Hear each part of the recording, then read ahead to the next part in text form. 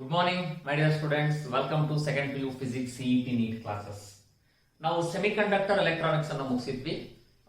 EMI ಮತ್ತೆ AC chapter ಆಗಿಲ್ಲ sir ಅಂತ ನನಗೆ ಮೆಸೇಜ್ ಮಾಡಿದ್ರಿ. ಸೊ ಹಾಗಾಗಿ ನಾವು ಇದು ಒಂದು ಚಾಪ್ಟರ್ ನ ಮುಗಿಸ್ಕೊಂಡು ನೆಕ್ಸ್ಟ್ ಕಂಟಿನ್ಯೂ ಮಾಡೋಣ ಅಂತ ರಿವಿಷನ್ ಏನ್ ಮಾಡೋದು ಅಂತ. ಈಗಾಗಲೇ ನಾನು ನಿಮಗೆ ನಿನ್ನೆ ವಿಡಿಯೋದಲ್ಲಿ ತಿಳಿಸಿದ್ದೀನಿ, ನಿಮ್ಮ second PU theory exam cancel ಆಗಿದೆ. ನೀವು ಫಸ್ಟ್ ಇಯರ್ PUC ನಲ್ಲಿ ತಗೊಂಡಿರೋ ಪರ್ಸೆಂಟೇಜ್ ಬೇಸಿನ ಮೇಲೆ ಗ್ರೇಡ್ ಅನ್ನ ಕೊಡ್ತಾರೆ, ಎ ಗ್ರೇಡ್, ಬಿ ಗ್ರೇಡ್ ಮತ್ತೆ ಸಿ ಗ್ರೇಡ್ ಅಂತ. ಯಾರೆಲ್ಲ ನೀವು ನಿಮ್ಮ ಫಸ್ಟ್ ಇಯರ್ PUC ನಲ್ಲಿ ಆಲ್ರೆಡಿ ಒಂದು 75-80% ಮೇಲೆ ತಗೊಂಡಿದಿರೋ, ನೀಡ್ ನಾಟ್ ವರಿ. ಯಾಕೆ ಅಂತಂದ್ರೆ ನಿಮಗೆ ಅದರ ಬೇಸ್ ಮೇಲೆ ಗ್ರೇಡ್ ಬರುತ್ತೆ. ಯಾರ್ದು ತುಂಬಾ ಕಡಿಮೆ ಇತ್ತು ಫಸ್ಟ್ ಇಯರ್ PUC ನಲ್ಲಿ 50, 60, 65%, ಈಗ ನಾನು 85-90 ತೆಗಿತೀನಿ ಸರ್, ಎಂತ ಪೇಪರ್ ಕೊಟ್ರು ಸರಿ ಅಂತ ಅನ್ನೋ 100% ಕಾನ್ಫಿಡೆನ್ಸ್ ಇದ್ರೆ ಮಾತ್ರ ಚಾಲೆಂಜಿಂಗ್ ಎಕ್ಸಾಮ್ ಅನ್ನ ತಗೊಳ್ಳಿ, ಕೊಡ್ತಾರೆ. ಅದು ನೀನು ಗೈಡ್ಲೈನ್ಸ್ ಬಿಟ್ಟಾಗ ನಾನು ತಿಳಿಸ್ತೀನಿ. ಆರ್ ಎಲ್ಸ್ ಬೆಟರ್ ಎಲ್ಲರೂ ಕೂಡ CET ಮತ್ತೆ ನೀಟಿಗೆ ಚೆನ್ನಾಗಿ ಪ್ರಿಪೇರ್ ಆಗಬೇಕು. ಓಕೆನಾ? ಈಗ ಬಹಳ ಹೇಳೋದಿಲ್ಲ, ನಾನು ಆಲ್ರೆಡಿ ಅದನ್ನ ನಿನ್ನೆ ವಿಡಿಯೋದಲ್ಲಿ ಹೇಳ್ಬಿಟ್ಟಿದ್ದೀನಿ. ಮತ್ತೆ ಮಂಡೇ ಆದ್ರೆ ನಾನು ನಿಮಗೆ ಲೈವ್ ಅಲ್ಲಿ ಬರ್ತೀನಿ. ಸೊ ಅವತ್ತು ನೀವೆಲ್ಲರೂ ಕೂಡ ಲೈವ್ಗೆ ಬನ್ನಿ. ನಿಮ್ದು ಏನೇ ಡೌಟ್ಸ್ ಗಳಿದ್ರು ಒಂದ್ ಕಡೆ ಕ್ವಶನ್ ಮಾಡ್ಕೊಳ್ಳಿ. ಎಕ್ಸಾಮ್ ಬಗ್ಗೆ ಆಗ್ಲಿ, CET ನೀಟ್ ಬಗ್ಗೆ ಅಥವಾ ಥಿಯರಿ ಎಕ್ಸಾಮಿನ ಮಾರ್ಕ್ಸ್ ಬಗ್ಗೆ ಏನಾದ್ರೂ ಡೌಟ್ಸ್ ಇತ್ತು ಅಂದ್ರೆ ಮುಂಚೆನೆ ಕ್ವಶನ್ ಮಾಡಿ ಇಟ್ಕೊಳ್ಳಿ. ಅವತ್ತು ಲೈವ್ ಬಂದಾಗ ನೀವು ನನ್ನ ಜೊತೆ ಅದನ್ನ ಕೇಳಿ ಕ್ಲಾರಿಫೈ ಮಾಡ್ಕೊಳ್ಳುತ್ತೆ. ಓಕೆನಾ? ಈಗ ನಾವು EMI ಮತ್ತೆ AC ಚಾಪ್ಟರ್ ನ ನೋಡ್ತಾ ಬರೋಣ. ಫಸ್ಟ್ ಒಂದಿಷ್ಟು ಬ್ರೀಫ್ ಇಂಪಾರ್ಟೆಂಟ್ ಫಾರ್ಮುಲಾಗಳನ್ನ ಹೇಳ್ಬಿಡ್ತೀನಿ ನಾನು, ಡೈರೆಕ್ಟ್ ಆಗಿ ಕ್ವಶನ್ ಹೋಗೋದಕ್ಕಿಂತ ಮುಂಚೆ ಮತ್ತಿರ್ತಿರೋದು ಸುಮಾರು ಅಂತ. ಎಲೆಕ್ಟ್ರೋಮ್ಯಾಗ್ನೆಟಿಕ್ ಇಂಡಕ್ಷನ್ ನಲ್ಲಿ ನಮಗೆ ಬಹಳ ಇಂಪಾರ್ಟೆಂಟ್ ಆಗಿ ನಮಗೆ ಒಂದು 4-5 ಕಾನ್ಸೆಪ್ಟ್ ಬರುತ್ತೆ ಇಲ್ಲಿ. ಒಂದು ಫೆರಡೇಸ್ ಲಾ, ಮತ್ತೊಂದು motional EMF, self induction, mutual induction, ಮತ್ತೆ energy stored in an inductor. ನೋಡಿ, ಆ ಚಾಪ್ಟರ್ ಅಲ್ಲಿ ಬರೋ ಅಟ್ಲೀಸ್ಟ್ ಮೇಜರ್ ಕಾನ್ಸೆಪ್ಟ್ ಗಳು ನಮಗೆ ಗೊತ್ತಿರಬೇಕು. ಅವ ಈಸಿ ಆಗುತ್ತೆ ನಮಗೆ ಕ್ವಶನ್ಸ್ ಅನ್ನ ಅಟೆಂಡ್ ಮಾಡ್ಲಿಕ್ಕೆ. ನನ್ನ ಪ್ರಕಾರ ಈ ವರ್ಷ ನಿಮಗೆ ನೀಟ್ CET ಎರಡೂ ಕೂಡ ಕಂಪ್ಯಾರಿಟಿವ್ಲಿ ಈಸಿನೇ ಬರುತ್ತೆ. ಯಾಕೆ ಇಡೀ ವರ್ಷ ಬರೀ ಆನ್ಲೈನ್ ಅಲ್ಲೇ ಜಾಸ್ತಿ ಆಗಿರೋದ್ರಿಂದ ಗವರ್ನಮೆಂಟ್ ಪೇಪರ್ ಸೆಟ್ ಮಾಡುವಾಗ ಕೊಟ್ಟಿರೋ ಇನ್ಸ್ಟ್ರಕ್ಷನ್ಸ್ ಕೂಡ ಹಾಗೆ ಇರುತ್ತೆ. ನಮಗೆ ಮಾಡರೇಟ್ ಆಗಿರಬೇಕು, ಪ್ರತಿ ವರ್ಷ ತರ ಇರಬಾರ್ದು ಅಂತ. ಸೊ ಸ್ವಲ್ಪ ಚೆನ್ನಾಗಿ ಎಫರ್ಟ್ಸ್ ಹಾಕ್ರಿ, ಡೆಫಿನೆಟ್ಲಿ ನೀವು ಅಲ್ಲದ ಎಲ್ಲಾ ಕ್ವಶನ್ಸ್ ಅನ್ನ ಅಟೆಂಡ್ ಮಾಡಬಹುದು. ಲೆಟ್ ಅಸ್ ಈ EMI ಚಾಪ್ಟರ್ ಅಲ್ಲಿ ನಾವು coil experiment, coil magnet experiment ಅನ್ನ ಮಾಡಿ ವಿ ಪ್ರೂವ್ಡ್ ಆಲ್ರೆಡಿ ಅಲ್ವಾ. So when there is a change in the magnetic field there will be a induced EMF. ಅಲ್ಲಿ ಒಂದು EMF ಇಂಡ್ಯೂಸ್ ಆಗುತ್ತೆ. ಅದ ಫೆನಾಮಿನಾನೇ ನಾವು ಎಲೆಕ್ಟ್ರೋಮ್ಯಾಗ್ನೆಟಿಕ್ ಇಂಡಕ್ಷನ್ ಅಂತ ಕರೆದ್ವಿ. ಅದಕ್ಕೊಂದೆರಡು ಎಕ್ಸ್ಪೆರಿಮೆಂಟ್ ಕೂಡ ನಾವು ಮಾಡಿದ್ವಪ್ಪ. ನಮಗಿಲ್ಲಿ ಮ್ಯಾಥಮೆಟಿಕಲಿ ಏನ್ ಬೇಕೋ ಅದನ್ನ ಮಾತ್ರ ನಾನು ಇಲ್ಲಿ ಹೇಳ್ಕೊಳ್ತಾ ಇದ್ದೀನಿ ನಿಮಗೆ. Let us start with magnetic flux. Magnetic flux ಅಲ್ಲಿ ಹೇಗೆ ನಾವು ಎಲೆಕ್ಟ್ರಿಕ್ ಫ್ಲಕ್ಸ್ ಅಂತ ಓದ್ಕೊಂಡ್ ಬಂದಿದ್ವಿ, EDS cos θ ಅಂತ ಬರ್ಕೊಂತ ಇದ್ವಿ. ಎಲೆಕ್ಟ್ರಿಕ್ ಫ್ಲಕ್ಸ್, ಇಲ್ಲಿ magnetic flux B into DS cos θ ಅಥವಾ B into A cos θ, both are same. ಏರಿಯಾನ A ಇಂದನೂ ರೆಪ್ರೆಸೆಂಟ್ ಮಾಡಬಹುದು, DS ಇಂದನೂ ಮಾಡಬಹುದು. ಮತ್ತೆ ಎರಡು ಒಂದೇ ಫಾರ್ಮುಲಾ, ನಾನು ಹೇಗಾದ್ರೂ ಆಗ್ಲಿ ಅಂತ ಎರಡು ಬರೆದಿದ್ದೀನಿ. Okay, so that is BA cos θ ಅಥವಾ BDS cos θ. when θ is equal to 0 ಇದ್ದಾಗ ಆಗ it is B into DS ಅಥವಾ B into A ಆಗಿರುತ್ತೆ. The SI unit of magnetic flux is Weber, ನೆನಪಿರಲಿ. ಇನ್ನು ಫೆರಡೇಸ್ ಲಾ ಆಫ್ EMI ಬಂದಾಗ ನಮಗೆ the second law, that is most important. The magnitude of induced EMF is directly proportional to rate of change of magnetic flux linking with the coil ಅಂತ ಹೇಳಿದ್ವಿ ನಾವು. That is E is directly proportional to d phi by dt. Mathematically ನೀವು ಬರೆಯೋದಾದ್ರೆ E is equal to minus d phi by dt ಅಂತ ಬರಿತೀವಿ ನಾವು. Because change in the direction opposite ಬರ್ತಾ ಇರೋದ್ರಿಂದ ನಮಗೆ EMF, induced EMF, it is E is equal to minus d phi by dt ಅಂತ ನಾವಲ್ಲಿ ಬರ್ಕೊಳ್ತೀವಿ. ನ್ಯೂಮನ್ಸ್ relation ಅಂತ ಬರೆದು ನಾವು ನೋಟ್ ಅಂತ ಹಾಕಿ ಹೇಳಿದ್ವಿ ಥಿಯರಿ ಮಾಡುವಾಗ. ಜಸ್ಟ್ ಇದನ್ನ ನೆನ್ಪಿಟ್ಕೊಳ್ಳಿ. ಸೆಕೆಂಡ್ ಲಾ ಮ್ಯಾಥಮೆಟಿಕಲಿ ಬಂದಾಗ E is equal to minus d phi by dt. Magnitude ಅಷ್ಟೇ ತಗೊಂಡಾಗ d phi by dt ಆಗುತ್ತೆ. ಕಂಪ್ಲೀಟ್ ಆಗಿ ಬರೆದ್ರೆ minus d phi by dt. ಇನ್ನು ಲೆನ್ಸ್ ಎಲ್ಲ ಆಲ್ರೆಡಿ ಓದಿದಿರ ನೀವು. ಅಲ್ಲಿ ಕರೆಂಟ್ ಮತ್ತೆ ಇಂಡ್ಯೂಸ್ಡ್ EMF ಏನಿರುತ್ತಲ್ಲ, ವಿಚ್ ಕಾಸ್ ಮತ್ತೆ ಡೈರೆಕ್ಷನ್ ಆಪೋಸಿಟ್ ಟು ಟೆನ್ಸ್, ಅಂದ್ರೆ ಒಳಗ್ ಬಂದ್ರೆ ಹೊರಗೆ ಹೋಗಿ ಟ್ರೈ ಮಾಡುತ್ತೆ, ಹೊರಗೆ ಹೋಗ್ತಿದ್ರೆ ಒಳಗೆ ಹೇಳ್ಕೊಳಕ್ ಟ್ರೈ ಮಾಡ್ತಾ ಇರುತ್ತೆ. That is energy conserved. That's why the significance of lens law is law of conservation of energy. ಇನ್ನು ಮೋಷನಲ್ EMF ಬಗ್ಗೆ ಒಂದು ಡಿರೈವೇಶನ್ ಅನ್ನ ಮಾಡಿದ್ವಿ ನಾವು.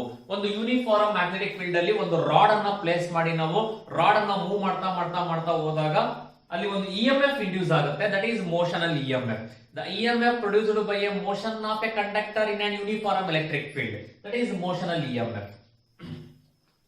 ಅದರ ಎಕ್ಸ್ಪ್ರೆಷನ್ ಏನು, ಮ್ಯಾಗ್ನಿಟ್ಯೂಡ್ ನಮಗೆ E is equal to BLV, the magnitude of EMF ಮಾತ್ರ ನಾನು ಕನ್ಸಿಡರ್ ಮಾಡ್ತಾ ಇದ್ದೀನಿ. ಓಕೆನಾ? So E is equal to BLV. Also you know that EMF is nothing but I into R, Ohm's law ಪ್ರಕಾರ. Therefore ಈ ಜಾಗದಲ್ಲಿ I into R ಹಾಕ್ರಿ, R ಈ ಕಡೆ ಕ್ರಾಸ್ ಮಲ್ಟಿಪ್ಲೈ ಮಾಡಿದ್ರೆ you will get current I is equal to BLV by R. Entrance ಅಲ್ಲಿ data ಏನು ಕೊಟ್ಟಿರ್ತಾನೋ ಗೊತ್ತಿಲ್ಲ ಅಲ್ವಾ? ಸೊ ಅದರ ಬೇಸ್ ಮೇಲೆ ನಾವು ಇಲ್ಲಿ ಕಲಿಬೇಕು. ನೆಕ್ಸ್ಟ್ ಇನ್ನು ಮ್ಯೂಚುವಲ್ ಇಂಡಕ್ಷನ್ ಮತ್ತೆ ಸೆಲ್ಫ್ ಇಂಡಕ್ಷನ್ ಎರಡು important concept. Again mutual induction ಅಂತಂದ್ರೆ ಏನು?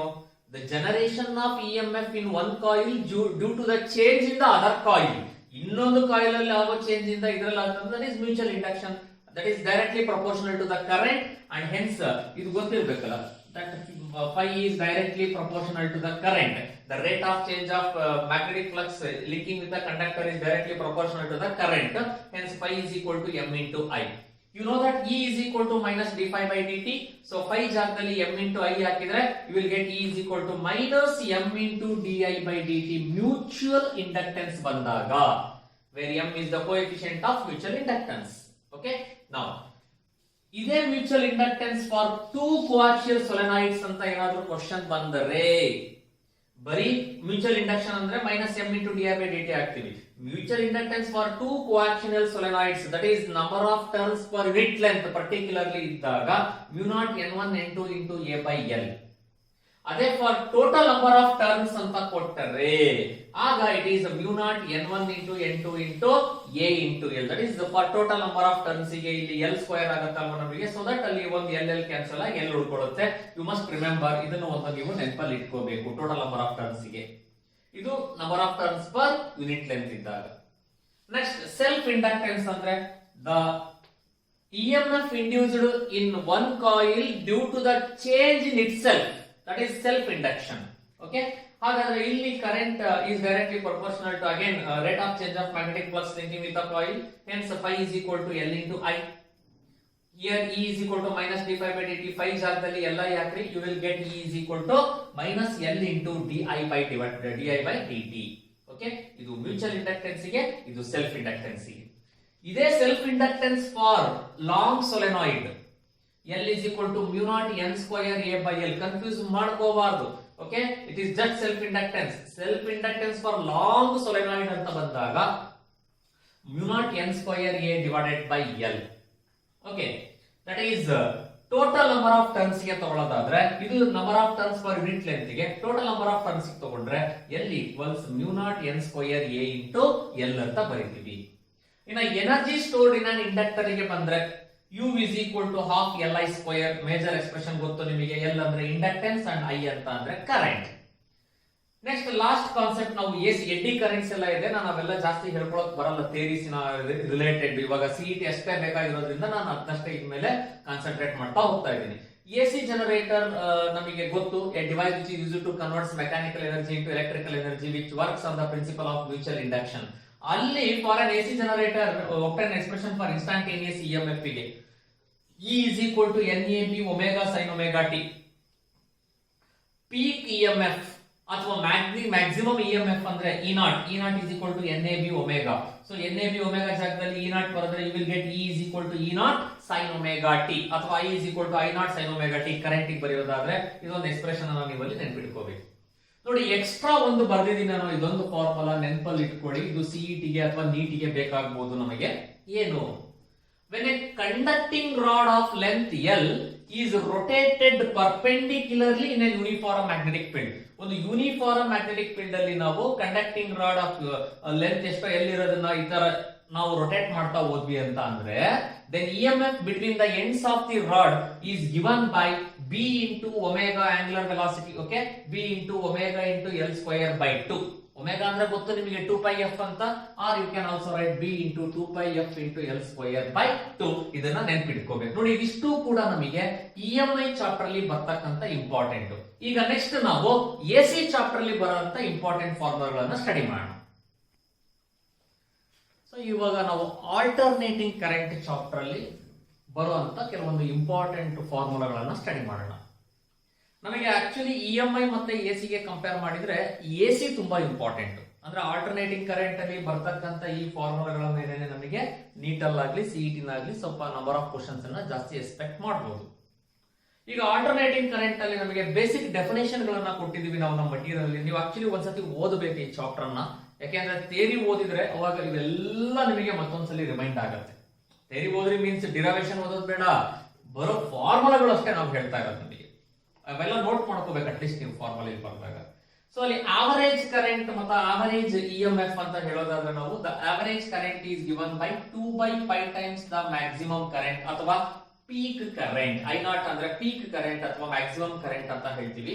ಅದೇ ತರ ವಿ ಆವರೇಜ್ ಆದ್ರೆ ನೋಡಿ, ಇದು ಐ ಆವರೇಜ್ ಆಯ್ತಾ, ಇದನ್ನೇ ನೀವು ವಿ ಆವರೇಜ್ ಬರೆಯೋದಾದ್ರೆ it is also 2/π into V naught, ಅಥವಾ ಇ ನಲ್ಲಿ ಬರೆದ್ರೆ E average is equal to 2/π into E naught ಅಂತ ಬರಿತೀವಿ. ಇನ್ನು ಇದು important, I R M S current ಅಥವಾ V R M S voltage. I R M S ಅಂದ್ರೆ I naught by root 2. I naught ಅಂದ್ರೆ ಏನು? Peak current, maximum current. V naught ಅಂದ್ರೆ ಏನು? ಪೀಕ್ ವೋಲ್ಟೇಜ್, ಮ್ಯಾಕ್ಸಿಮಮ್ ವೋಲ್ಟೇಜ್ ಅಂತ ಅರ್ಥ. ನೆನಪಲ್ಲಿ ಇಟ್ಕೋಬೇಕು. ಪೀಕ್ ಮ್ಯಾಕ್ಸಿಮಮ್ ಕೇಳಿದ್ರೆ ಐ ನಾಟ್ ವಿ ನಾಟ್ ಕಂಡುಹಿಡಿತೀರಾ. ಐ ಆರ್ ಎಂ ಎಸ್ ಅಂದ್ರೆ I naught by root 2, V R M S ಅಂದ್ರೆ V naught divided by root 2. So later ನಾವು ಒಂದು 3 ಇಂಪಾರ್ಟೆಂಟ್ ಆಕ್ಚುಲಿ ಡಿರೈವೇಶನ್ಸ್ ಅನ್ನ ಕಲ್ತಿದ್ವಿ. ಎಕ್ಸಾಮ್ 3 ಒಂದು ಬರುತ್ತಪ್ಪ ಕಲೀರಿ ಅಂತ. AC circuit containing pure resistor, pure inductor and pure capacitor ಅಂತ. ಸೊ ಇಲ್ಲಿ ಪ್ಯೂರ್ ರೆಸಿಸ್ಟರ್ ಅಂತ ಬಂದಾಗ ಡಿರೈವೇಶನ್ ಮಾಡಿದಾಗ ನಮಗೆ I is equal to I naught sine omega T ಬಂದಿತ್ತು. ಯಾಕೆ ಅಂದ್ರೆ ಅಲ್ಲಿ ನಮಗೆ ವೋಲ್ಟೇಜ್ ಮತ್ತೆ current are in phase with each other. ಎರಡೂ ಕೂಡ ನಮಗೆ ಇನ್ ಫೇಸ್ ಅಲ್ಲಿ ಇರ್ತವೆ. ಯಾವುದು ಲ್ಯಾಕ್ಸ್ ಲೆಟ್ಸ್ ಏನು ಇರೋದೇ ಇಲ್ಲ ನಮಗೆ ಎಲ್ಲಿ? ಪ್ಯೂರ್ ರೆಸಿಸ್ಟರ್ ಅಲ್ಲಿ. So that's why you will get I is equal to I naught sine omega T. ಅದೇ AC circuit containing pure inductor ಬಂದ್ರೆ ಇಲ್ಲಿ I is equal to I naught sine of omega T minus pi by 2 ಬಂತು. ಅಂದ್ರೆ current lags by the voltage 90 degree. Current lags the voltage by 90 degree ಅಂತ ಅರ್ಥ ಇಲ್ಲಿ. That is I is equal to I not into sine of omega T minus pi by 2 ಆಗುತ್ತೆ. ಅದೇ ಇಲ್ಲಿ AC circuit containing pure capacitor ಇದ್ರೆ current leads the voltage by pi by 2. Current leads the voltage ನೆನಪಲ್ಲಿ ಇಟ್ಕೋಬೇಕು ಇವೆಲ್ಲ. At least ನೀವು ಯಾಕೆಂದ್ರೆ 1 ಮಾರ್ಕಿಗೆ ನಮಗೆ ಸಿಇಟಿ ನಲ್ಲಿ ಕೆಲವೆಲ್ಲ ಆ ರೀತಿ ಕೇಳಬಹುದು. I is equal to I naught into sin of omega t plus pi by 2 means current lets the voltage by 90 degree. ಇಲ್ಲಿ current lags by the voltage by 90 degree ಅಂತ ಅರ್ಥ. ನೆಕ್ಸ್ಟ್ ಇದೇ ನಾವು ಇಂಡಕ್ಟರ್ ಸರ್ಕ್ಯೂಟ್ ಅಲ್ಲಿ ಮತ್ತೆ capacitor circuit ಅಲ್ಲಿ ನೋಡ್ತೀವಿ. Inductive reactance ಅಂತ ಅಂದ್ರೆ XL which is given by omega L. omega ಅಂದ್ರೆ ಏನು? 2πf ಅಂತ ಬರೀತೀವಿ ನಾವು. ಕೆಪಾಸಿಟಿವ್ ರಿಯಾಕ್ಟನ್ಸ್ ಅಂತ ಅಂದ್ರೆ ಏನು? XC ಇಂದ ರೆಪ್ರೆಸೆಂಟ್ ಮಾಡ್ತಾ ಇದ್ವಿ.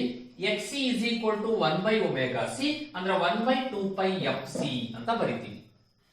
LCR ಸರ್ಕ್ಯೂಟ್ ಗೆ ಅಂದ್ರೆ circuit containing both inductor, capacitor and resistor ಗೆ ಬಂದಾಗ we derived impedance, expression for impedance ಗೆ ಡೆರಿವೇಶನ್ ಮಾಡಿದೀವಿ. Impedance is denoted by Z. It is nothing but resistance ಅಷ್ಟೇ ಅಪ್ಪ. ಡಿಸಿ ಸರ್ಕ್ಯೂಟ್ ಅಲ್ಲಾದ್ರೆ R ಇಂದ ಬರೀತೀರಾ, AC ನಲ್ಲಾದ್ರೆ Z ಇಂದ ಬರೀತೀವಿ ಅಂತ ಅರ್ಥ.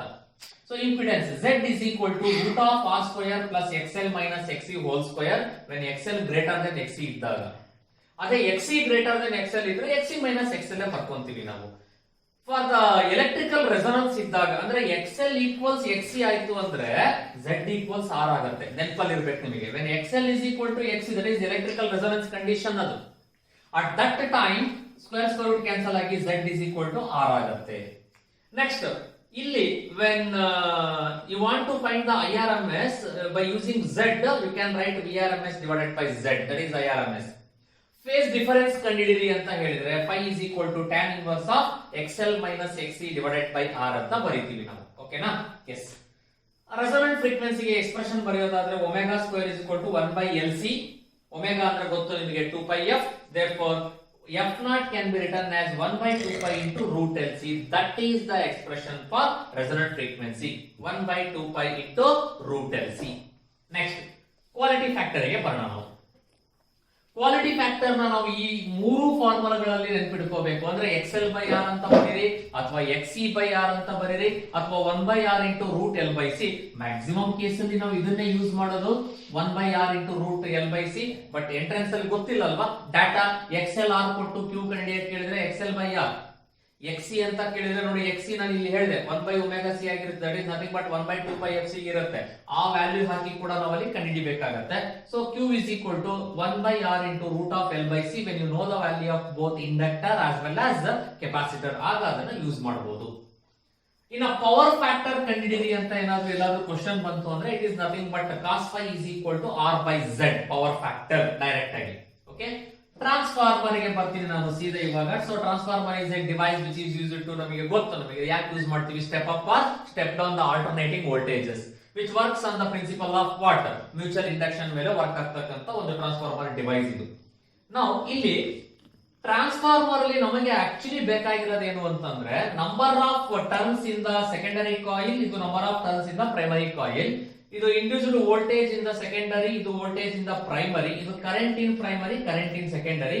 ಟಿ ಅಂದ್ರೆ ಟರ್ನ್ಸ್ ರೇಷಿಯೋ, ಕೆ ಇಂದ ಕೂಡ ರೆಪ್ರೆಸೆಂಟ್ ಮಾಡ್ತೀವಿ ನಾವು, ಅದನ್ನ ಟಿ ಇಂದ ತಗೊಂಡಿದೀವಿ. You must remember the relation, the voltage and number of turns are directly proportional to each other and current is inversely proportional for these two. ಇದೆರಡಕ್ಕೂ ಕರೆಂಟ್ ನಮಗೆ ಇನ್ವರ್ಸ್ಲಿ ಪ್ರಪೋರ್ಷನಲ್ ಇರುತ್ತೆ.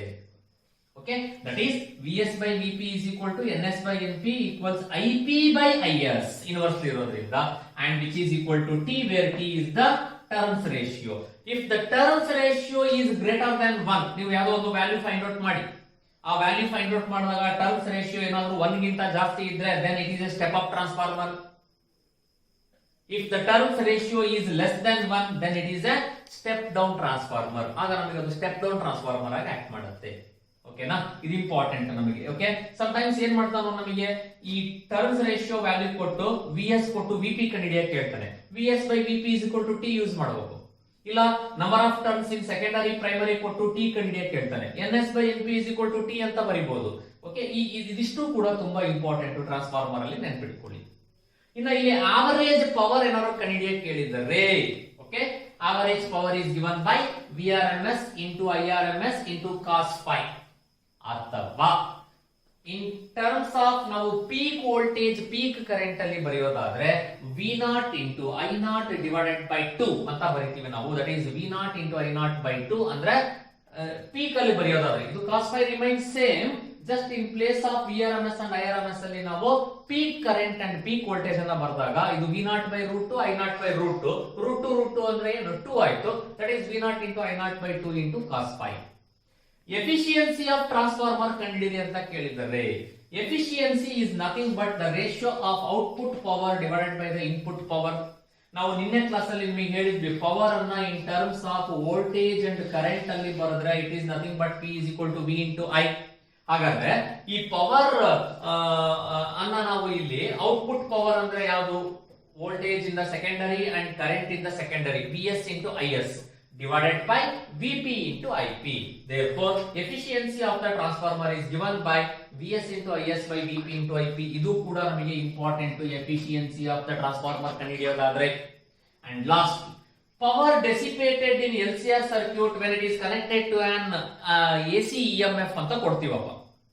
ಈಗ AC EMF ಅಲ್ಲಿ ಬರೆಯೋಣ. ಈಗ ಆಕ್ಚುಲಿ ಇದೆಲ್ಲ ಕಥೆ ಏನಿಲ್ಲ, ಡೈರೆಕ್ಟ್ ಆಗಿ ನಾನು ಫಾರ್ಮಲ್ ಇದನ್ನು ನೆನ್ಪಿಟ್ಕೊಳ್ರಿ ಅಷ್ಟೇ. ಯಾಕಂದ್ರೆ ಇದೇ ತರನೇ ಕೇಳ್ತಾರೆ ನಮಗೆ ಎಕ್ಸಾಮ್ ಅಲ್ಲಿ. ಪವರ್ ಡೆಸಿಪೇಟೆಡ್ ಕಂಡುಹಿಡಿಯಿರಿ ಇನ್ ಟರ್ಮ್ಸ್ ಆಫ್ ಎಸಿ ಅಂದ್ರೆ. ಈಗ ಪವರ್ ಡೆಸಿಪೇಟೆಡ್ ಇಸ್ ನಥಿಂಗ್ ಬಟ್, ಮತ್ತು ನೀವು ಇದಕ್ಕೆ ಹೋಗ್ತೀರಾ ಮಾಮೂಲಿ formula V square into IR. V ಅಂದ್ರೆ ಏನು, ಮತ್ತೆ ಅದ್ರ ವ್ಯಾಲ್ಯೂ ಸಬ್ಸ್ಟಿಟ್ಯೂಟ್ ಮಾಡಬೇಕು. ಅಲ್ಲಿ Z ತಗೊಂತೀರಾ, R ಬದಲಿ Z ಅಂದ್ರೆ ಏನು, root of R square plus XL minus XC ಇರುತ್ತೆ. XL ಜಾಗದಲ್ಲಿ ಒಮೆಗಾ L, XC ಅಂದ್ರೆ 1 by omega C.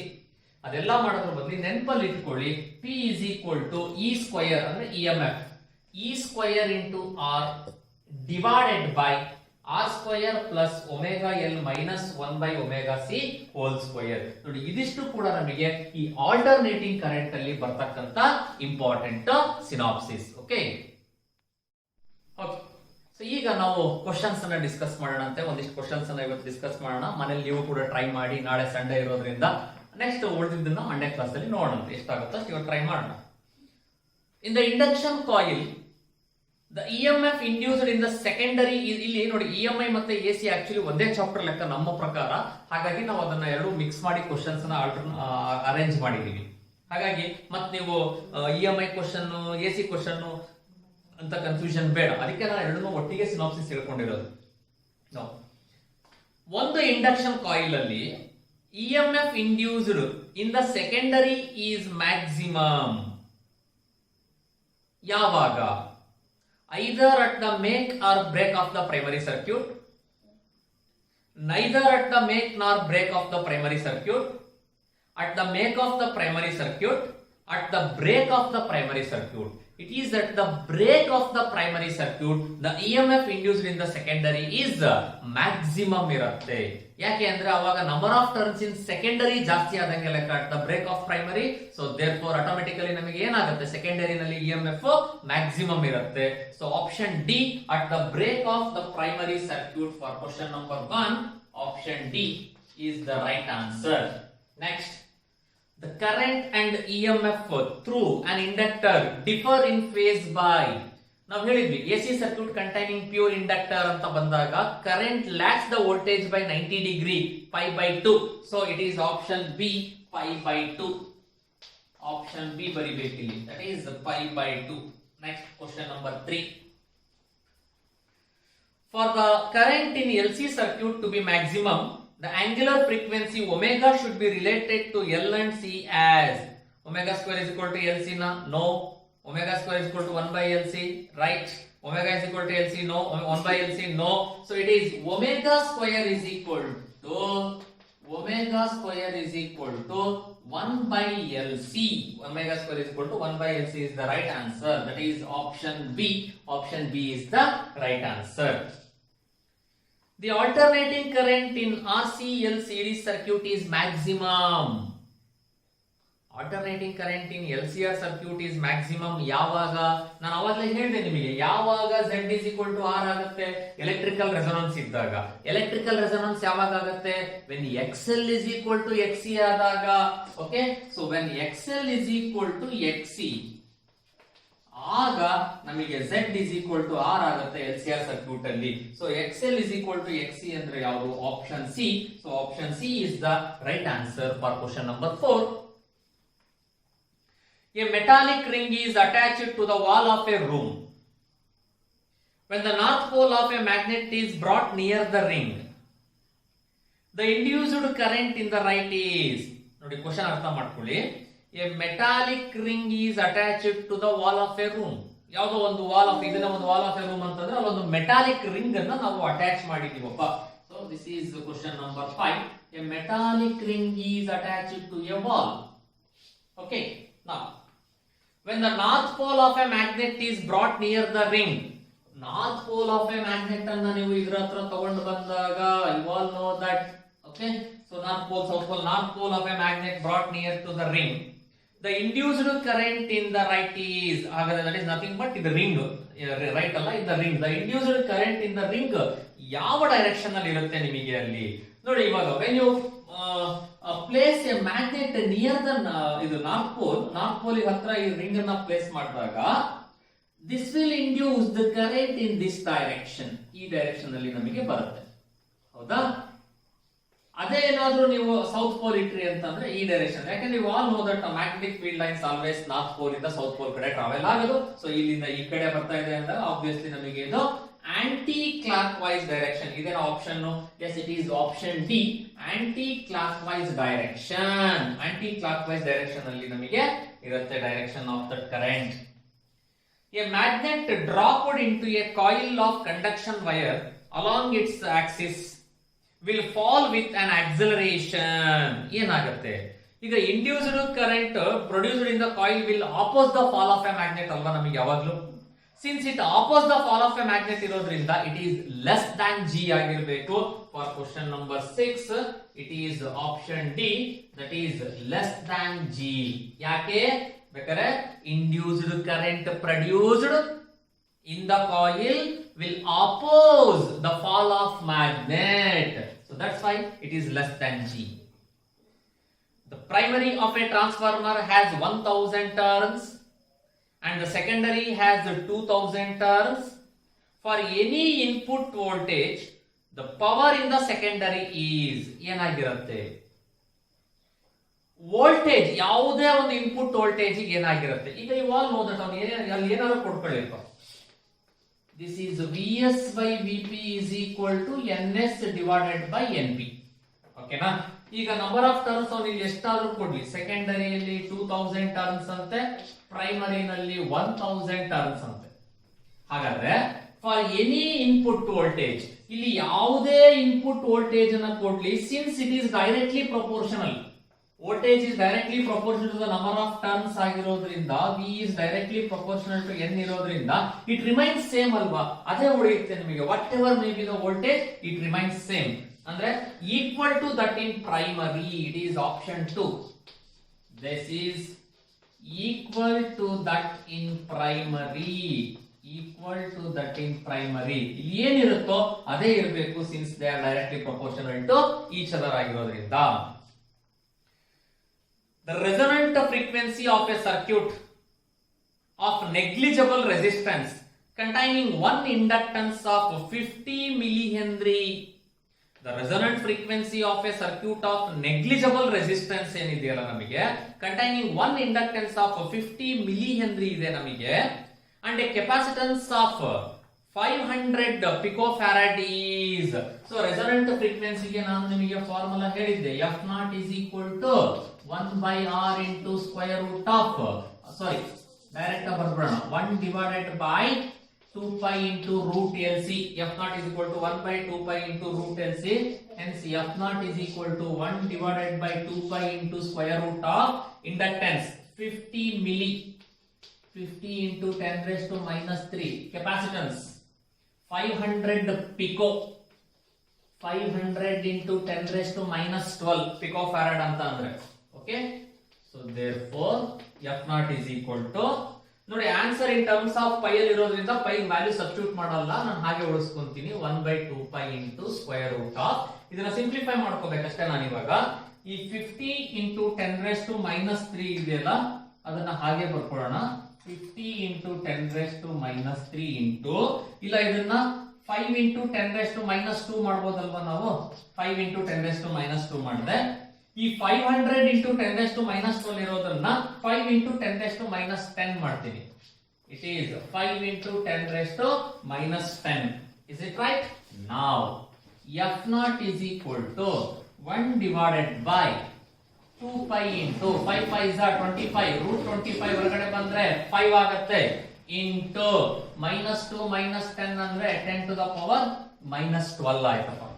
Now F naught is equal to, ನೋಡಿಪ್ಪ ಇಲ್ಲಿ 5 2s are 10, ಸಾರಿ ಇದು minus 10 minus 2 ಎಷ್ಟಾಯ್ತು, minus 12, minus 12 ರೂಟ್ ಇಂದ ಹೊರಗಡೆ ಬಂದ್ರೆ minus 6, ರೂಟ್ ಇಂದ ಹೊರಗಡೆ ಬಂದಾಗ minus 6 ಆಯ್ತು. 5 2s are 10 ಅಂದ್ರೆ 10 to the power 1 ಇದೆ ಅಂತ ಅರ್ಥ. 5 into 10 to the power 1 into 10 to the power minus 6, which is equal to minus 5 ಮೇಲ್ಗಡೆ ಹೋದ್ರೆ plus 5 ಆಗುತ್ತೆ, 10 to the power 5 divided by pi hertz. ನೋಡಿ such a simple problem. Question ಸ್ವಲ್ಪ ನಿಧಾನಕ್ಕೆ ಅರ್ಥ ಮಾಡ್ಕೊಂಡ್ರೆ ಬಹಳ ಈಸಿಯಾಗಿ ಮಾಡಬಹುದು. 10 to the power 5 divided by pi hertz, that is option A for question number 8. Option A is the right answer. Next, a 100 millihenry coil carries a current of 1 ampere. Energy stored in it is, ಹಾಗಾದ್ರೆ energy stored ಏನಾಗುತ್ತೆ ಅನ್ನೋದನ್ನ ಕಂಡುಹಿಡಿಬೇಕು ನೀವು. ನಾನು formula ಹೇಳಿದೆ ನಿಮಗೆ, U is equal to what, half Li square. Energy stored in an inductor, ನೋಡಿ ಇದೇ ತರ ಇರುತ್ತೆ. ಡೆಫಿನೆಟ್ಲಿ ಕ್ವಶನ್ಸ್ ನಿಮಗೆ ಐ ಬೆಟ್ ಈ ವರ್ಷ ಸೊ ಸ್ವಲ್ಪ ಸರಿಯಾಗಿ ಎಲ್ಲಾ ಫಾರ್ಮುಲಾಗಳು ನೆನಪಿಟ್ಕೊಳ್ಳಿ. ಕ್ವಶನ್ ಓದಿ ಏನ್ ಕೇಳಿದಾನೆ ಕರೆಕ್ಟ್ ಆಗಿ ಅರ್ಥ ಮಾಡ್ಕೊಳ್ಳಿ. ಎನರ್ಜಿ ಸ್ಟೋರ್ಡ್ ಅಂತ ತಕ್ಷಣ ನೆನಪಾಗ್ಬೇಕು. ಇಂಡಕ್ಟರ್ ಕೊಟ್ಟಿದ್ದಾನ ಅಲ್ಲಿ ನಮಗೆ ಎಲ್ಲೋ 100 ಮಿಲಿ, ಮಿಲಿ ಅಂದ್ರೆ 10 raised to minus 3 into current ಕೊಟ್ಟಿದ್ದಾನ 1 ampere 1, which is equal to 2 1s are 250s, it is 50 into 10 raised to minus 3 joules ಅಥವಾ milli joules. ಯಾವ್ದು ಕೊಟ್ಟಿದ್ದಾನ 50 into 10 raised to minus 3 joules ಅಥವಾ 50 milli joules ಅಥವಾ 0.05 joules, 0.05 joules. ಯಾವ್ದಿದೆ option ನೋಡಿ, energy stored in 0.05 joules, that is option C. Option C is the right answer. Next question. Current in an inductance of 1 millihenry is reduced from 5 amperes to 0 in 1 millisecond. The EMF induced in it is, you have to find the EMF. ಅಲ್ಲಿ ಏನು ಕೊಟ್ಟಿದ್ದಾರೆ ನಿಮಗೆ ನೋಡಿ, self inductance, it is nothing but, ನಾವು ಅಲ್ಲಿ self inductance ಗೆ ನಿಮಗೆ formula ಹೇಳಿದ್ದೆ ಈಗಿನ್ನೂ ಕೂಡ. ಸೊ ಆ ಕಾನ್ಸೆಪ್ಟ್ ಅನ್ನ ಯೂಸ್ ಮಾಡಿಕೊಂಡು ನಾವು ಇಲ್ಲಿ ಇವಾಗ ಫೈಂಡ್ ಔಟ್ ಮಾಡೋಣ. ಯು ನೋ ದಟ್ ಎಷ್ಟನೇ ಕ್ವಶನ್ ಇದು, question number 10 ಅಲ್ವೇನಪ್ಪ. E is equal to minus L into di divided by dt. So E is equal to minus L ಅಂತಂದ್ರೆ ಕೊಟ್ಟಿದ್ದಾರೆ ನಮಗೆ ಅಲ್ಲಿ 1 milli henry 1 into 10⁻³ D I ಅಂದ್ರೆ 0 ಮತ್ತೆ 5 amperes to 0 ಅಂದ್ರೆ that is 0 minus 5 divided by time 1 millisecond. ನೋಡಿ ಅದು important. 1 ms ಅಂದ್ರೆ 1 millisecond 1 into 10⁻³ ನಾವು ಈಗ ಇದನ್ನ ಸಿಂಪ್ಲಿಫೈ ಮಾಡಿದ್ರೆ 1 into 10⁻³ 1 into 10⁻³ get cancelled, minus of minus ಅಂದ್ರೆ plus, so E is equal to 5 volt. Hence the correct answer is E is equal to 5 volts ಬರುತ್ತೆ. ಇದನ್ನ option, yes it is option C. So option C is the right answer. Next question number 11. In an ideal transformer, the voltage and the current in the primary are 200 volt 2 amperes and that in the secondary are 2000 volts 1 ampere. Sorry, I amperes. ಅದನ್ನೇ ಕಂಡುಹಿಡಿಯಬೇಕು ನಾನು. The value of I is such a simple ಅಲ್ವಾ. Transformer ಅಲ್ಲಿ ಒಂದು relation ಹೇಳ್ಕೊಟ್ಟೆ ನಾನು. Vs by Vp equals Ns by Np equals Ip by Is. Data ಏನೇನು ಕೊಟ್ಟಿದ್ದಾನೆ ನಮಗೆ ಅದನ್ನ ನೋಡ್ಕೊಳ್ಳಿ ಅಲ್ಲಿ. ಈಗ ನಮಗೆ ಬೇಕಾಗಿರೋದು ವೋಲ್ಟೇಜ್ ಮತ್ತೆ ಕರೆಂಟಿನ ರಿಲೇಶನ್ ಅಪ್ಪ ನಮಗೆ ಬೇಕಾಗಿರೋದು ಇನ್ವರ್ಸ್ಲಿ ಅಲ್ವಾ. ಸೊ ಯಾವ್ದು ಕಂಡುಹಿಡಿಬೇಕು ನಾವಲ್ಲಿ? IS ಕಂಡುಹಿಡಿಬೇಕಲ್ವಾ. ಡೈರೆಕ್ಟ್ ಆಗಿ IS by Ip is equal to Vp by Vs since they are inversely proportional. Therefore IS is equal to Ip into Vp divided by Vs. Hence IS is equal to, what is Ip? ಕೊಟ್ಟಿದ್ದಾನ Ip ನಮಗೆ ಎಷ್ಟು ಅಂತ? 2 amperes. What is Vp? 200 ತಾನೇ ಕೊಟ್ಟಿರೋದು. Yes. What is Vs? 2000 volts. It is the 2000 volts.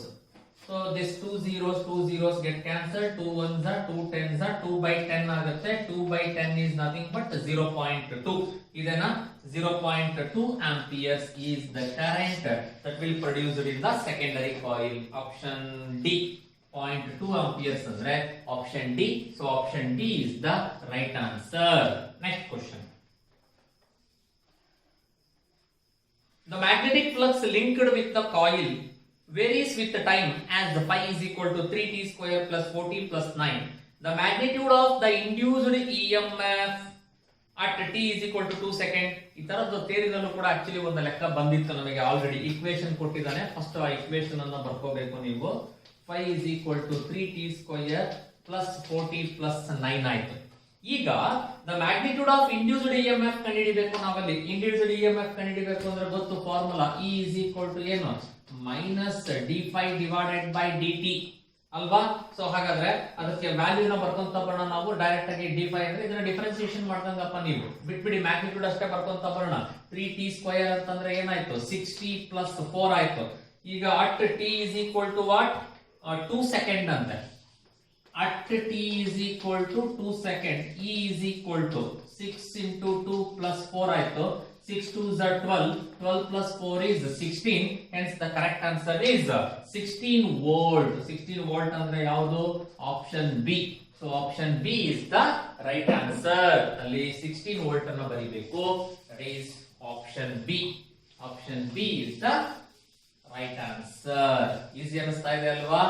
Okay. So ಇದೇ ರೀತಿ ಎಲ್ಲಾ formula ನೆನಪಲ್ಲಿ ಇಟ್ಕೊಂಡ್ರೆ ನೀವು ಆರಾಮಾಗಿ ಅಟೆಂಡ್ ಮಾಡಬಹುದು. Next, the magnetic flux linked with a coil at any instant t is given by phi is equal to, again same thing, ಇದೇ ತರ ನೀವೇ ಮಾಡ್ಕೊಂತೀರಾ ಇದನ್ನ. Question number 13. So phi is equal to 5t cube minus 100t plus 300. The EMF induced in the coil at t is equal to 2 second. Again ಇಲ್ಲೂ ಕೂಡ ಅಷ್ಟೇ, at t is equal to 2 second ಅಂತ ಕೇಳಿದಾನೆ.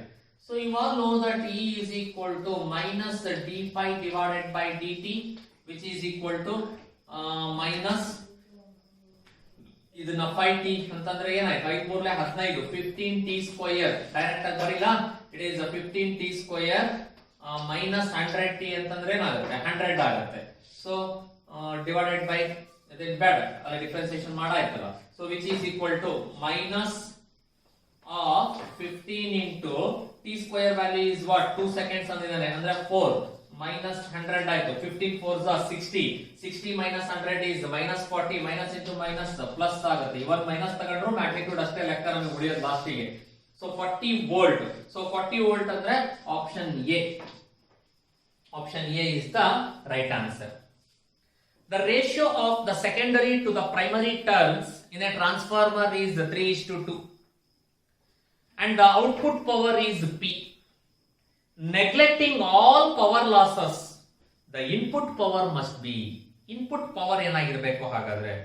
ಈಗ no loss ಆಗ್ತಾ ಇದೆ ಅಂದ್ರೆ output power is equal to input power ಆಗಿರ್ಬೇಕಲ್ಲಪ್ಪ. ಅವಾಗಲೇ ತಾನೇ ನಮಗೆ ನೋ ಲಾಸ್ ಅಂತ ಹೇಳೋದು. ನಾವು ಹೇಳಿದ್ವಿ ಅವಾಗ ಎಫಿಷಿಯನ್ಸಿ ಈಟಾ ಬರೆಯೋದಾದ್ರೆ output power divided by input power ಅಂತ ಬರ್ದಿದ್ನಪ್ಪ. That is VS into IS by VP into IP.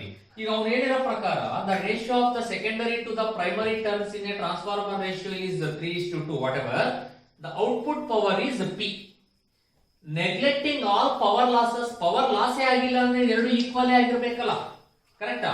Input power must be ಏನಾಗಿರ್ಬೇಕು, ಅದು P ಈಕ್ವಲ್ ಆಗಿರ್ಬೇಕು. So it is option B, P ಗೆ ಈಕ್ವಲ್ ಆಗಿರುತ್ತೆ. ಸೊ ಲಾಸ್ಟ್ ಇನ ಒಂದು ಕ್ವಶನ್ ನೋಡೋಣ. ಕ್ವಶನ್ ನಂಬರ್ 15 ಇಲ್ಲಿ ನಿಲ್ಸಿರ್ತೀನಿ. ಇವತ್ತು ಇದೊಂದು ಕ್ವಶನ್ ಮಾಡಿ.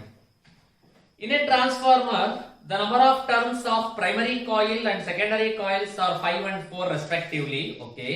If 220 volt is applied on the primary coil, then the ratio of primary current to the secondary current is.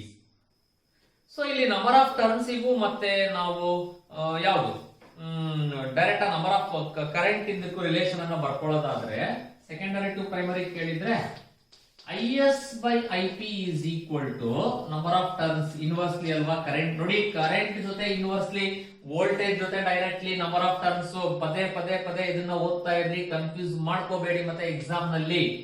ಈಗ ಇದರ ರೇಷಿಯೋ ಕೇಳಿದಾರೆ ನಮಗೆ. So IS by IP is equal to number of turns in primary coil ಎಷ್ಟು ಕೊಟ್ಟಿದ್ದಾನಪ್ಪ ಅಲ್ಲಿ ನಮಗೆ 5, secondary ನಲ್ಲಿ 4 ಅಂತೆ.